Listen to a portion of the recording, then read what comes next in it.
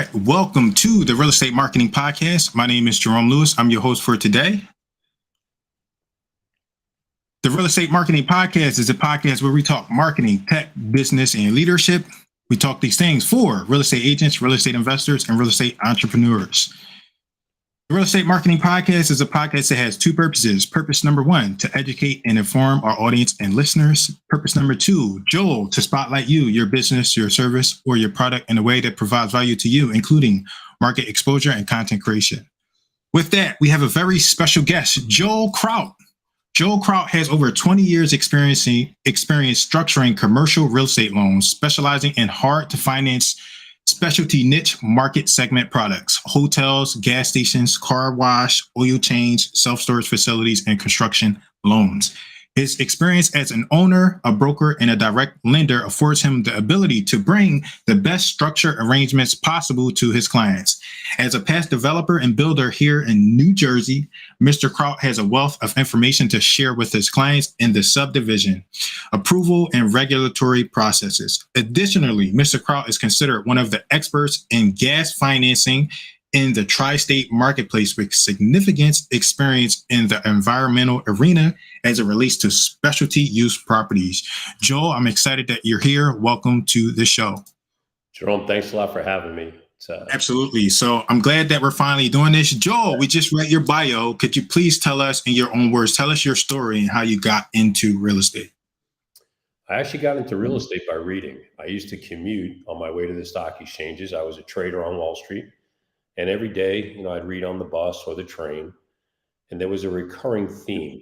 I think there was the Be Like Mike thing out there at the time in advertising. And the Be Like Mike in these books was every family owned real estate. So as I started to achieve a little bit of success in Wall Street, I started thinking, I should move some of the money out. And I went ahead, had an opportunity through a local realtor who had sold me my residential home, my primary residence, when I moved to New Jersey.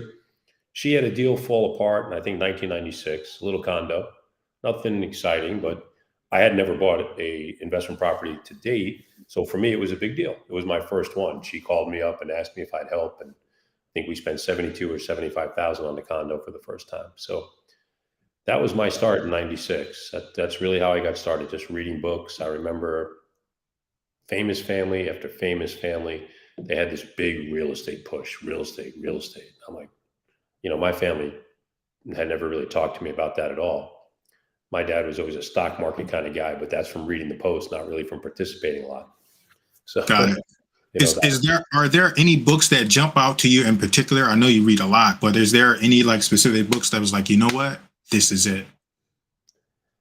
I mean, if I was going to give an 11th or 12th grader a pack of a couple of books, what would I give them? Is that what you're asking me? Sure. Yeah, one of our questions that we normally ask towards the end is 3 books you recommend to the audience and why. So we can kind of do that here.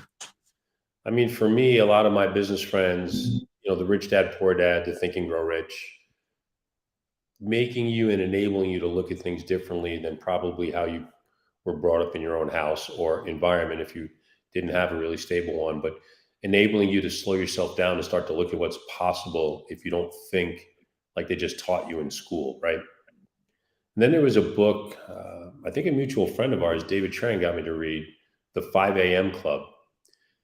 So it's not just about getting up early. It's really just about the thought process behind planning your day, right? And your week, so that it doesn't take advantage of you, you take advantage of it. And that was an eye-opening one for me because I stunk at it, to be honest. So that was good. And then most people know Michael Jordan, or at least of him. Most people don't know, but a lot do. His famous trainer, Tim Grover, who's written a few books, but one book in particular called Relentless. In Relentless, he talks about 3 different types of people. And a lot of times we go through our lives and we're not really sure where we fit in, right? And we have some self-doubts. We're trying to figure ourselves out. We're trying to figure out ourselves relative to a situation. And I read this book and I remember multiple times just crying. And I was talking to a good friend of mine who had referred me the book. And it was the first time I felt like I really understood what I was. And, my friend had come from I don't want to say really difficult, but an urban environment like myself. We're both white. We grew up in an urban environment, so it's a little different for us, right? We got made fun of for being white, and we had to fight a lot for being white. It was a little different than how most white people grow up.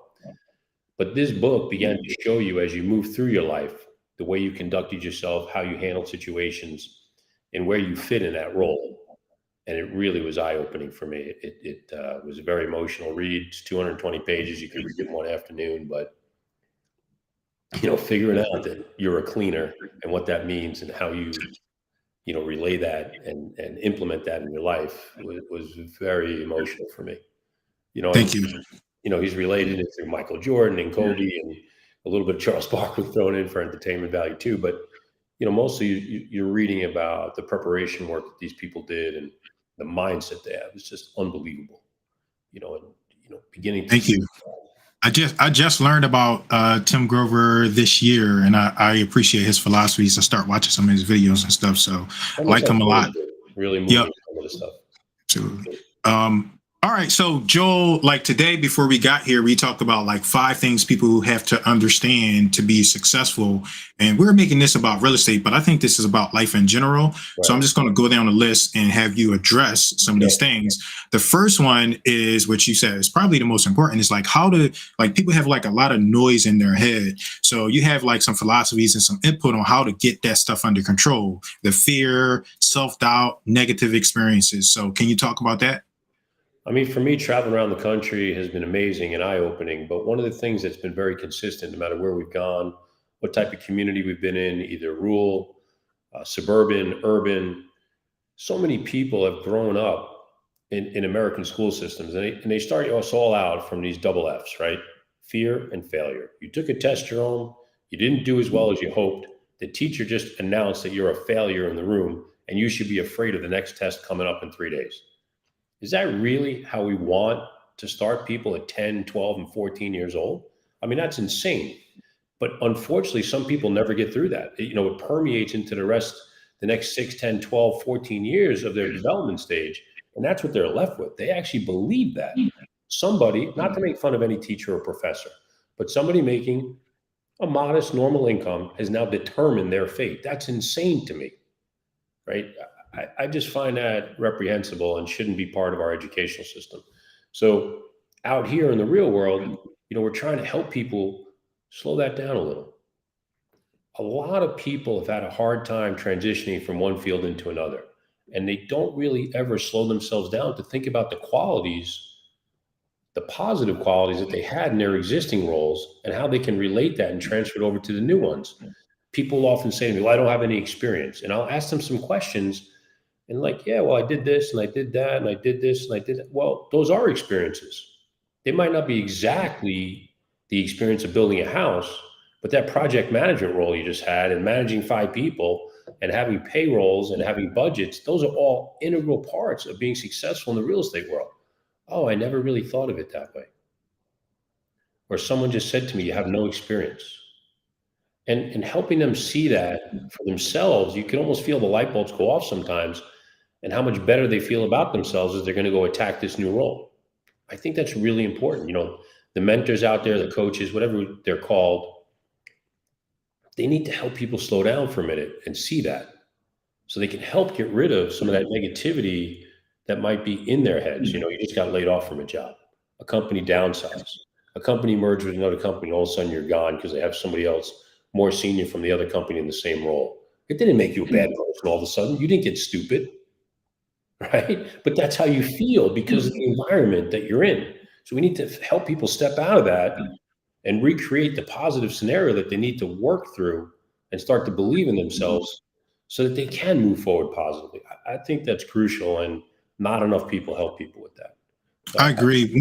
One of my key philosophies when I work with people is I like to take into consideration what their experience is, because different people will work better in different industries and different parts of the business. And like that, what you're saying, where you hear, I don't have experience, I don't have this. And I meet a lot of people. I'm like, okay, what have you done before you decided to become involved in entrepreneurship or real estate? And it's almost always transferable. I serve as a really good example. I was in the IT field. So I took my IT skills and I served the local RIA here in my area, and that helped me get ahead because I gave them my IT skills that had nothing to do with real estate, like nothing in quotes. So that's one of the things that I really agree with you about, like taking skills or taking something from our past and then integrating that into what we're currently doing. Also, as you did that, Jerome, I remember meeting you years ago. You're doing that and you're plugging in. You're giving people like me something we need. So we're going to turn around and be much more apt to want to help you with something you want to learn about, right? I mean, that's kind of how you form partnerships and relationships. Too many people have bought into the real estate thing that it's real estate. And too many people have spent too much time in school learning how to take tests. The reality is in our lives, on a day-to-day basis, it's about building, understanding, maintaining, and improving relationships, right? In everything we do. I built 185 houses. Without relationships, I couldn't build one, right? I can't do all the different things myself. I'm not licensed for it. I don't understand it. You know, I might know what it's supposed to look like, but I can't make the sauce taste that way by myself. And if I don't understand how to get the plumber to stop fighting with the HVAC guy at the same time with the electrician, and then getting the insulation lined up, making sure we pass inspections, understanding how to talk to the inspectors to make sure we have them lined up timely, so we don't just blow up all the time and everyone's just mad as hell at each other. We have nothing. And unfortunately, that's lost on a lot of people. You know, they want to be the greatest at something. Okay, but sometimes being the greatest at something is understanding how to take advantage of all your natural resources in a positive way and bringing them together successfully. That can make you the greatest at something. 100%. So you said earlier, I forgot how to transition it, but you said it like real estate, like we make it about the sticks and bricks, but it's really about people. And one of your other key phrases is adult bowling. Welcome to real estate. So can we go into that? Tell us what that means and why you say that. So you have this room, right? You're standing in front of 100, 150 people. Mm-hmm. And they're from all different walks of life. You have no idea what their job was 2 weeks ago versus what's happening today. And you need a way to bring the room together quickly, right? In a positive way. So we change it. We're talking about adult bowling. What is adult bowling? Just about everybody in the audience has gone bowling at one time in their life. It doesn't matter if you're tall, you're short, you're fat, you're skinny, you're a man, you're a woman, you're white, you're black. It doesn't matter. Everyone can bowl. But the title companies in the real estate world only care that the money gets there. No one asks you and stops, hey, Jerome, did you graduate from Harvard? Because if not, we can't take your money at closing. They forget to even ask if you have a GED. That usually gets the crowd laughing. But one time I asked, anybody ever graduate from Harvard? One guy actually did. He put his hand up, blew me away for like I had to gather myself for 3 minutes. But you know, usually that is a very disarming moment for the crowd, and everybody feels the same. Now we can concentrate on what we're trying to go forward with, right? All of a sudden, we all became equal. Yes, you want to be a great bowler and average 220? You damn right you got to practice a lot. Learn, study, watch film, improve physically and mentally, just like real estate. It's no different. You can all do it. That doesn't mean you can do it really, really well until you do other things to put in your tool bag so you're prepared to do it really well. But you have to start from a point where you feel ready, right? And that's the point of adult bowling, getting everybody on the same page. And thank you. You know, it's kind of fun. Thank you. I appreciate you sharing that. Because I enjoy bowling, even though I'm not really that good, right? And like you said, everybody can participate, even if you're not that great. Can put up bumpers for some people, and we're all just enjoying ourselves. Listen, I've been in situations. You know, Nick Tang is a mutual friend of ours, and I remember years ago, I was at an event. There was a group of people asking me questions. There was this one gentleman off to the side in a motorized wheelchair, and I'm pretty sure you know him. And one young lady who was asking me the last set of questions, she just kept telling me everything she couldn't do. She didn't have this. She couldn't do that. She, da, da, da, da, da. It was exhausting listening to her, all the things. She was trying to bring me down, right? I'm tired at the end of the day. This guy rolls over after everyone's done in his chair. And you never know. Like, I'm human, so I have this natural precondition. But wow, out of nowhere, the guy just went off on the contractors and this and that. And he's finishing a flip. He'd actually finished 4 flips in a motorized wheelchair. So I thought to myself on the ride home, imagine that lady's complaining she can't do this, she can't do that. That guy's in a motorized wheelchair, and he figured out how to do 4 flips.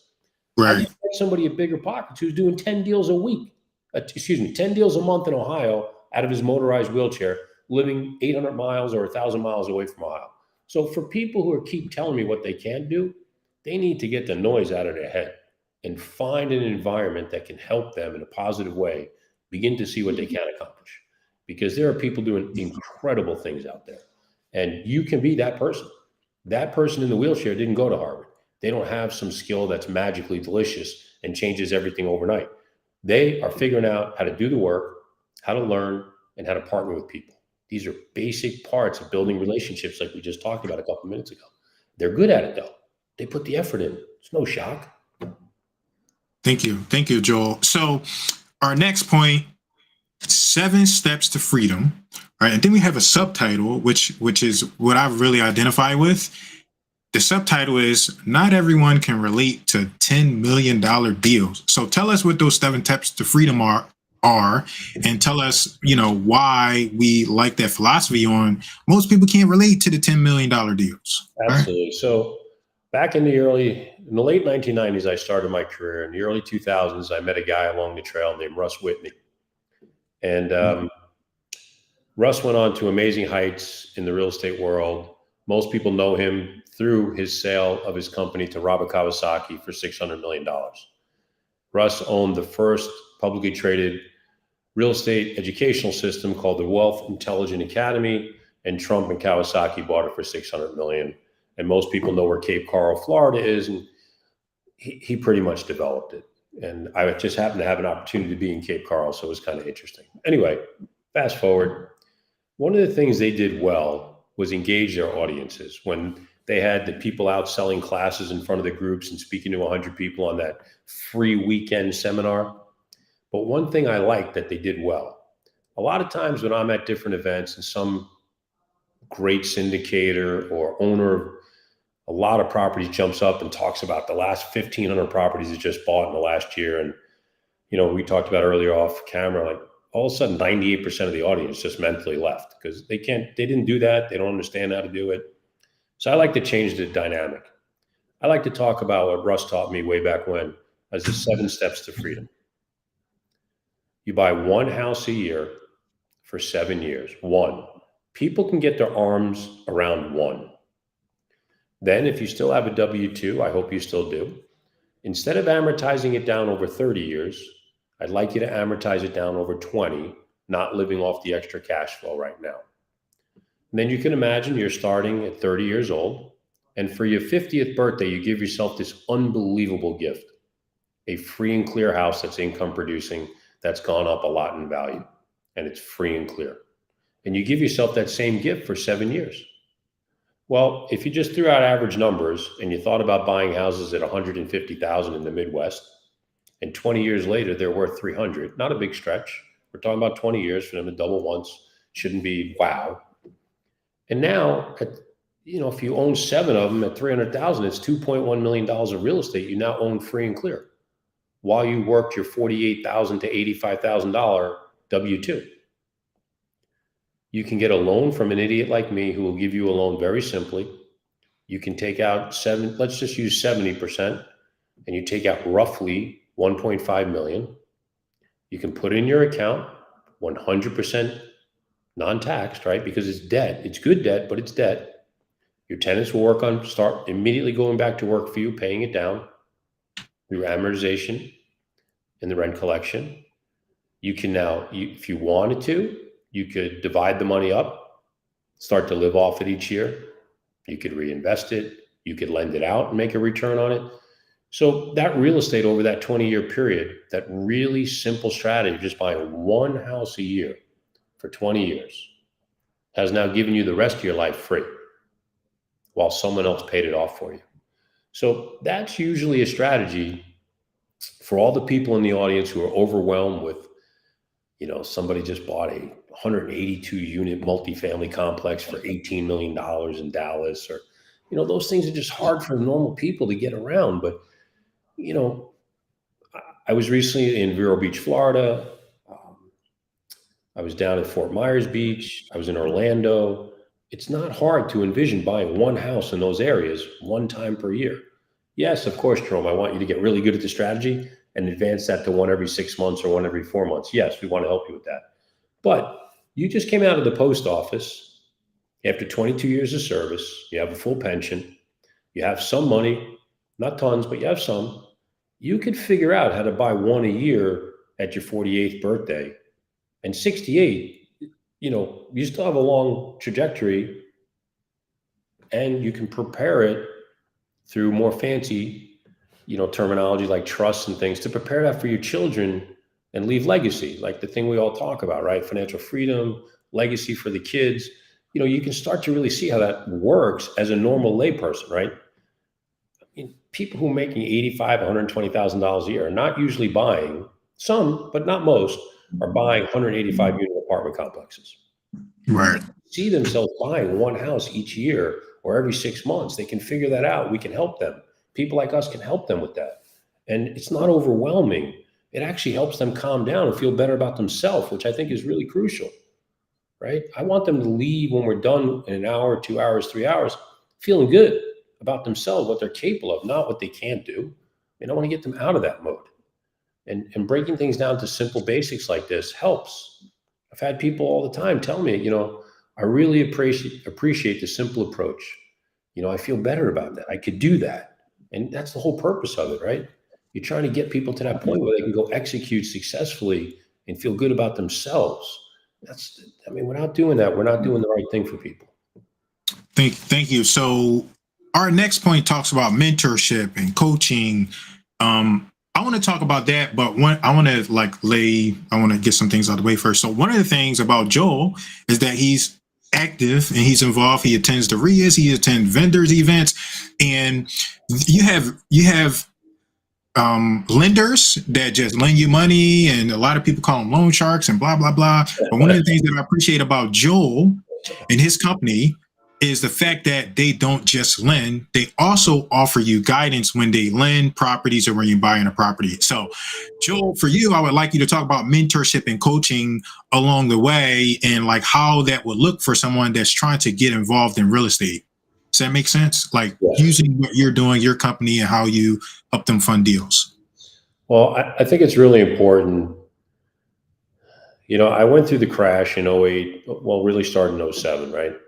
Mm-hmm. And I'd been through a prior slowdown too, which, wasn't obviously like that, but it was slow. If you go back into the late 90s, real estate wasn't really a very sexy or exciting thing yet. And you really had to pound away to make money. It was hard, but there was very little competition, so you could always make some money.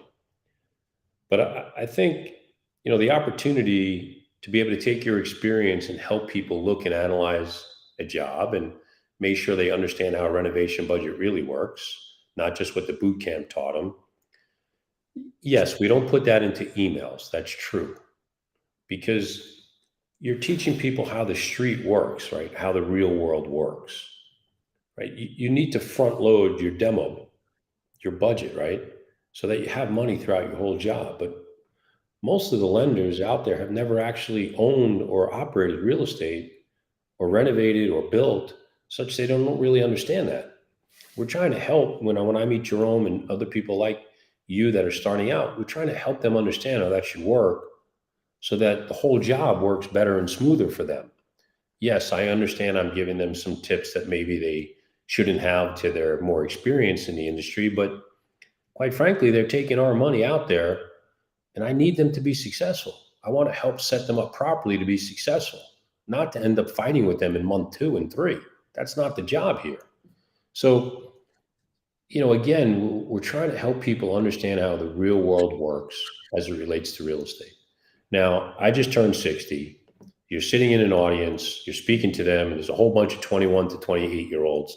And they're like, dude, you're too old. You don't know anything anymore. So we still flip at least one house a year. We still wholesale 1 or 2 houses here and there each quarter. We've done some new construction as well. And this way we can stay relevant. So someone, says, you don't even understand. So my guys in Home Depot, just like yours right now, wasting money and spending too much time there. Does that not sound familiar to you? Right? How do you pay for your materials? How do you buy them? Where do you buy them? How are you selecting contractors? Where are you finding referrals for good contractors? Things like this, so we can really help people. I mean, I think that's important. We never suggest one, by the way. If people ask us for referrals, we usually try to give them three so that they can find one they're more comfortable with.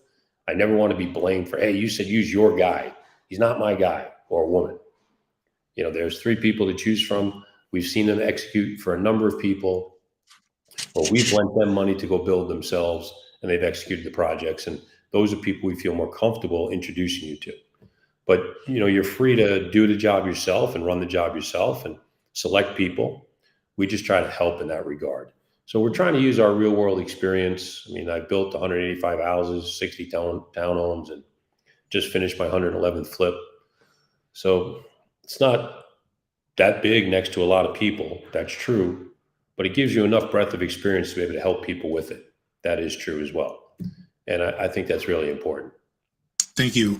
So one of the things that I learned from Nick taught me, like, it's like, in a way, you can get free coaching and mentorship because when you're dealing with like the appropriate hard money lender, and in your case, that's the case, right? I got a deal. I want to get something off the table. I'm getting like, in addition to the deal or you funding me, I'm getting like free coaching and mentorship. So I just want the audience to know that, right? You partner up and you with the right people, right coaches, mentorship, lenders, partners, vendors, you get like other benefits. With that, Joel, I would like to hear you talk about like our fifth point, which is serving others, because that's what you're doing. And in a way, I'm going to ask you this question, even though I don't know the answer, even though I know the answer. You're giving away coaching and mentorship. Do you charge for that, or is that like included in what you're doing already? So it's a good question. So to date, we have really done it for free, included in what we've done. But, as part of Burr, we are launching, some things are in background going on and launching mentorship programs that are paid for. Unfortunately, you just literally run out of time and you have to manage that process. And, for not getting paid something, not outrageous sums, we're not charging people $30,000 for master classes and things like that, but charging them a few $1,000s to be able to take them through 6 months or a year and really help them build a business, get something going, get traction in the market and understand what they're doing. And then always having a long-term relationship for a resource. I think that's fair. That's a reasonable two-way street. And I really believe that all these mentorship programs, coaches, whatever you want to call it, they need to be fair in both directions, right? Both sides need to be accountable. One of the things that I found, I've had this conversation with Nick, and I believe you as well. Unfortunately, when you do things free, a lot of people tap in and out regularly, and you spent a lot of time and effort, and all of a sudden they're gone. Mm-hmm. And that's not fair to the person who spent the time and effort, right? You were prepared, and now they're gone. So you're trying to balance that out fairly. Most people say they want to make all this money. It sounds great. But then they get into it and start to see what's required to make a lot of money. And that doesn't sound as great because it's work. And to some people, that's a turnoff. Others embrace it and are really ready to go. And those people, you love helping. I mean, it's exciting. Every week they come back to you with 2-3 questions you hadn't thought about. Now you got to think. You have to call up a couple of resources around the country to make sure it works that way in that quadrant of the country. Or what do I need to be aware of so I don't tell them the wrong thing? What's going on in landlord-tenant court in Alabama, Texas, or Colorado, so that I can help people with the right information that's important. They're dependent on me for my resources as well. So fortunately, in what we do, in our experiences doing it for the last 25 plus years, we do have some great resources, and it's a lot of fun to be able to work with them. I learn from both the new person as well as obviously the people who have a lot of experience. So we're learning in both ways, in both directions. And to me, that's invaluable. I get to sound smart, right? People think I'm smart, but a lot of times it's carried over information that I've just learned as well. And I'm trying to help them with that. It's really important. To this day, I still go to a couple different events a year for the sole purpose of learning. And some of those are paid for. I paid for a training or two here in the last 2 years. And I felt like I really got my money's worth. It helped push me forward in certain areas and exposed me to some things that I didn't have a lot of experience at. So I think no matter where you are in your career, that should be part of your whole equation. Thank you. how can we learn more about the coaching and mentorship you have coming up? I mean, for us, we're going to be putting out information. We'll have our new websites literally up in the next 10 days. And Okay. in there, Burr Masters will be there as well. And you'll be able to tap in with us there and learn and see. And hopefully maybe we'll do a live with you and some other mutual friends we know. And, we'll talk about it a little bit and have some fun with it. Our goal is not to mentor thousands and thousands of people. We don't need to become, no offense to Than Merrill, but we don't need to become fortune builders. But we would like to help people build fortunes, if that makes sense. It does make sense. If we could help 100 people a year, that's amazing. We're not going to be set up to help 10,000 or 20,000. And we don't, I'd rather give somebody the attention they really deserve and our team can help them than under deliver and have them frustrated. I don't want to do that just to see how much money we can make. Thank you. So I'm going to put you on the spot. This is something I do to my guests. You have a book coming out. When can we expect to see that book? Is it a year, 2 years? What's that looking like? No. That book needs to be done before the end of the first quarter of 24. Okay. It has a timeline. It's definite. You've begun to help me in defining some of the information that goes in there, but I had a really frustrating experience. I got shut out of a speaking opportunity. And one of the reasons was because I didn't have a book. So I was always frustrated by that. But when that happened, I just decided, I'm out of excuses. It doesn't matter. Sometimes you can't fight City Hall, right? That old expression. Well, right. You got to join him. So joining him is putting out that book and some other sundry work with that, supplemental type of, ebook type scenarios that can help people with 1, 2, 3 nuggets. And, for $19, all of a sudden, twice a year, they can pull it off their shelf and, hey, I remember reading, okay, I can do that. For $19, that's pretty helpful. The books themselves, most of us truthfully end up giving away. And it's generally an introductory piece to what we've done and what we do and how we can help you, more so than can we make money from it, right? The strategies within are how we all make money. Helping you with those is how we all make money, not the book itself, right? That should be something that people can pull off the shelf, feel good about flipping through. I know when I read your books, I underline them. When I read other guys' books, men and women, I'm underlining. And when I do go back and reread them every year or two, I'm really just rereading quickly my underlines to bring those points back into focus for me. So the idea would be to give people some of those focus points, right? And make value, create value for them that way. Not, I sold it for $49.99 and wow, that's great. Yeah. Thank you for sharing that, Joel. So I'm going to try to get us wrapped up. I have like some closing questions, right? We're in real estate, so we got a closing table. The first question, I always like to, I'm an advocate of like, you need to add value to people when you want information or you want value from them. So sometimes I get people that come through the podcast and someone watches the podcast and like, you know what? I would really like to talk to Joel. But instead of me just saying, Joel, can I pick your brain? I like for my guests or people that I work with to figure out a way to add value to the person that they want information from. So the question is, there's 2 questions. The first one is, how can someone add immediate value to you or your business? It can be whatever you want. So a really good example is me. When somebody said, Jerome, how can I help you really quickly with something I could do for you? I might say, go like my Facebook page or go purchase a copy of my book or send me a review on the book. So how can someone add immediate value to you or your business? I mean, certainly going to our websites and liking it or sending in a nice referral reference. But honestly, when we travel around a lot, if the person we're talking with knows a lot about the area they're in, that's really helpful to me. Okay. Because I'm coming off an airplane, I'm in front of 150 people, 100 people, and you need to sound smart quickly, right? I only had 2 hours to figure it out. So if you can help me with what you think is really mundane information about your area, but I can sort of put together a building block in my mind of how to use that information, that's really invaluable. One good example of that, I was in Denver, Colorado. It was the first time I'd really spent a lot of time in Denver. And I got connected with a lady and we got forced to do a podcast together. Neither of us knew each other. So we asked each other, like, what do you do? What do you do? And hers was more interesting than mine. So she spent the next hour teaching me about medium-term rentals. And then from there, the next like 6 different stops on the whistle trip, whatever the train trip, I started talking about medium-term rentals, and people are like, wow, I hadn't really spent much time, because at that moment, that was just becoming more well-known. That person was Sarah Weaver, who via Bigger Pockets has sort of become the queen of medium-term rentals.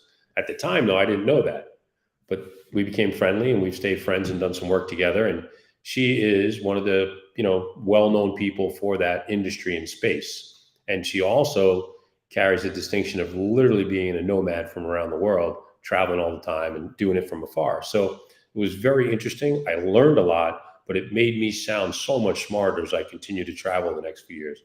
So for people understanding their home markets, understanding any kind of relevant information from maybe Chamber of Commerce of things that are coming to the market there and how we can figure out better together, if it's an emerging market, stagnant, declining, and those things are invaluable.